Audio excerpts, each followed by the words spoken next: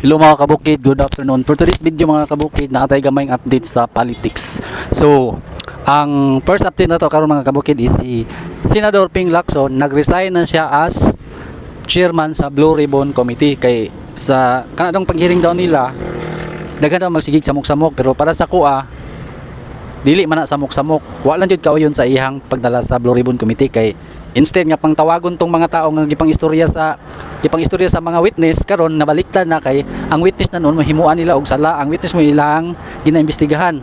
So mo to nga nagresign siya. Next, bantayan nato mga kay murag si Tito Soto na napoy kaning rigodon sa Senate.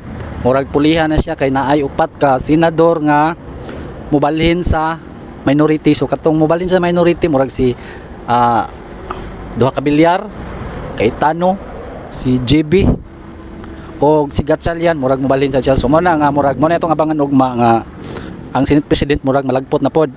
Next, kaning issue na pod karon nga si Boying Rimulya mao daw mahimong ombudsman. So ato na po ning bantayan ugma kay ngano ugma daw ang proclamation nga si Boying Rimulya daw ang mahimong ombudsman, pero para sa ako gago gyud kay ngano si Boying Rimulya nga daghan og kaso mao himuon og ombudsman. So naa sila plano nga tanggalon si BP Sara pailan og kaso. Sige lang, mawala na ato ang update. So maminaw lang ta ugma sa ubang updates kay para makabalutan sa unsay dagat sa atong nasod.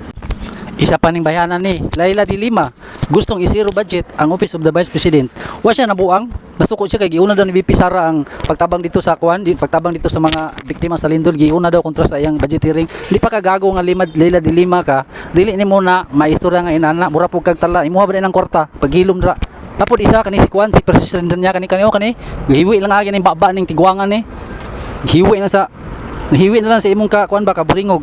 Ana pa siya dili daw siya makatulog og tarong kung si BP Sara dili pa daw makahawa sa pwesto. So kinahanglan daw nga dalion na daw ang impeachment ni BP Sara kay luoy daw kayo ang Pilipinas kung si BP Sara ang mahimong presidente. Kamo moyon mo ana sa iyang kuan, sa iyang kanang si tawag aning moyon mo sa iyang istorya nga dapat ma-impeach si BP Sara kay para daw ang Pilipinas dili daw luoy kayo kay kung si BP Sara daw ang presidente luoy daw kayo ang Pilipinas, luoy sa iyang kangiwi